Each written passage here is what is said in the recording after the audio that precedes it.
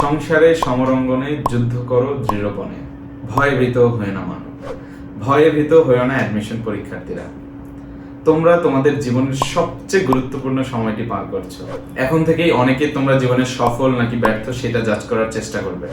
সেই জাজমেন্টটা ভালো কি খারাপ সেই দিকে যাব না, বাট কথা হচ্ছে যদি তোমার কাছে অপরচুনিটি থাকে, শক্তি থাকে, সামর্থ্য থাকে, তাহলে তুমি কেন চাইবে না যে দুনিয়ার সব কিছু এক করে দিয়ে তুমি তোমার পছন্দের ভার্সিটিতে পছন্দের সাবজেক্টে পড়াশোনা করতে। সো এই অ্যাডমিশনের সময়ে সকল শিক্ষার্থীরাই কম বেশি অনেক বেশি পরিশ্রম করে থাকে। আমি তোমাকে বলবো hard work with a strategy. সেই ক্ষেত্রে তোমাকে যে জিনিসটা ফলো করা উচিত প্রথমেই সেটা হচ্ছে যে পড়াশোনার টপিকের ক্ষেত্রে topic selection is very important. আমরা অনেক সময় যেটা করি যে কঠিন টপিককে একটু বেশি গুরুত্ব দেই এবং কম টপিককে একটু কম, বাট সেক্ষেত্রে অ্যাডমিশনের ক্ষেত্রে কোনো টপিক সহজ বা কঠিন সেইটা থেকেই হচ্ছে সবসময় কোশ্চেন আসে না, কোশ্চেন আসে ইম্পর্টেন্ট টপিক থেকে। সো তোমাকে প্রিভিয়াস ইয়ারের কোশ্চেন অ্যানালাইসিস করে বুঝতে হবে যে কোন টপিকে তুমি গুরুত্ব দিবা। সো এই ক্ষেত্রে আমার একটা সহজ হচ্ছে লিটমাস টেস্ট হচ্ছে যে কোনো একটা কোশ্চেনের ক্ষেত্রে যেই কোশ্চেনটা সবার পারা উচিত সেই কোশ্চেনটা তোমাকে অবশ্যই পারতে হবে। কারণ অ্যাডমিশনে না টিকার ক্ষেত্রে প্রধান কারণ হচ্ছে যেটা সবাই পারে না সেটা তুমিও পারলে না, এইটা কোনো প্রবলেম হয় না। বাট যেটা সবাই পারতেছে কিন্তু তুমি পারতেছে না, তুমি আর ওই যুদ্ধ জেতার তোমার হচ্ছে সুযোগ থাকবে না বা ওই কম্পিটিশনে থাকার সুযোগ থাকবে না। সো এখন অনেকেই হচ্ছে যে অনলাইন এবং অফলাইনের হচ্ছে কোচিং হচ্ছে ভর্তি হয়েছো, কিন্তু সেই ক্ষেত্রে আমার সাজেশন হচ্ছে যদি অফলাইনে করার সুযোগ থাকে অফলাইনেই করবা।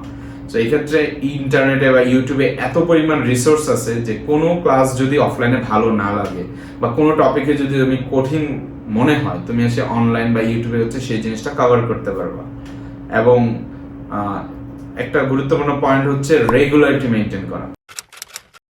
তুমি একদিন 10 ঘন্টা পড়লা আরেকদিন 1 ঘন্টা পড়লা, সেটা মেক সেন্স করবে না। সেই তুলনায় যদি তুমি 2 দিন 5 ঘন্টা করেও পড়তা সেইটা হচ্ছে বেশি গ্রহণযোগ্য হবে। কারণ অ্যাডমিশনের ক্ষেত্রে রেগুলারিটি খুব ইম্পর্টেন্ট। তুমি আজকে যে টপিকটা পড়বা 15 দিন পরে মনে থাকবে না। এটা রেগুলার পড়ার মধ্যে দিয়ে তোমার হচ্ছে রিভিশনে চলে আসার মাধ্যমে হচ্ছে তুমি সেই জিনিসগুলো হচ্ছে খুব ভালো করে কভার করতে পারবে। 4 নম্বর যে পয়েন্টটা আমি বলবো সেটা হচ্ছে অফলাইন এক্সাম মাস্ট। অফলাইন এক্সামের ক্ষেত্রে যেটা হয় যে তুমি কাদের সাথে বসে এক্সাম দিচ্ছ, তাদের ইনসাইট কি, তাদের স্টোরিগুলা, তাদের দেখে তুমি অনুপ্রাণিত হওয়ার একটা চান্স থাকে। বাট অনলাইন এক্সামের ক্ষেত্রে সেটা অনেকটাই হচ্ছে আমরা যখন ফিজিক্যালি কাউকে দেখতেছি না, আমরা সেই কম্পিটিশন বা তার যে একটা স্টোরি আছে সেই জিনিসগুলো আমাদের কাছে আসে না। তো যত সম্ভব অফলাইনে এক্সাম দেওয়ার একটা হচ্ছে প্র্যাকটিস করবা, কারণ আলটিমেটলি তোমাদের এক্সামও কিন্তু হচ্ছে অফলাইন এক্সাম। সো তারপরের ক্ষেত্রে হচ্ছে যে আমরা যদি এই স্ট্র্যাটেজির বাইরে চিন্তা করি, তোমাকে অবশ্যই এই ক্রুশাল সময়ে ফ্যামিলি প্রবলেম নিয়ে ডিল করা শিখতে হবে। ফ্যামিলিতে অনেক ধরনের প্রবলেম থাকতে পারে, কারো টাকা পয়সার ইকোনমিক প্রবলেম থাকতে পারে, কারো হচ্ছে ফ্যামিলি এক্সপেকটেশন অনেক বেশি হতে পারে, সেই এক্সপেকটেশন মিট করা যাবে কিনা সেটা নিয়ে ওভারথিঙ্ক করতে পারো। তো মনে রাখবা যে এই জিনিসগুলো তোমার জন্য ক্ষতির কারণ। তুমি যদি জানো যে একটা যুদ্ধে যাচ্ছ এবং কিছু জিনিস তোমার ক্ষতিই করবে, তুমি কেন নেবা? হ্যাঁ, আমরা যেহেতু মানুষ, আমাদের ফ্যামিলি প্রবলেম এত সহজে ডিল করা সহজ হয় না। সো সেটা কিছুটুক থাকবে, কিন্তু তুমি এইটা থেকে সর্বাত্মক চেষ্টা করতে হবে বের হয়ে আসা।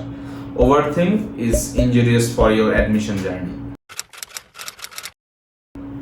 দেন আমরা হচ্ছে একটু কষ্ট হলো একটা কঠিন কথা বলবো, যেই স্টুডেন্টরা সকল বন্ধু বান্ধবকে একসাথে নিয়ে হচ্ছে চলে, সেই ক্ষেত্রে হচ্ছে এই সময় তোমাকে কিছুটুক হলেও আইসোলেটেড হইতে হবে।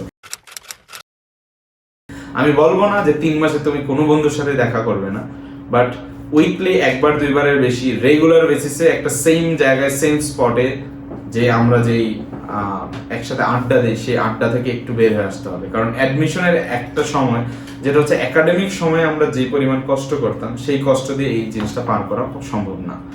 সো শেষে আমি এটাই বলবো, পড়ো পড়ো পড়ো পড়ো তোমার রবের নামে যিনি তোমাকে সৃষ্টি করেছেন।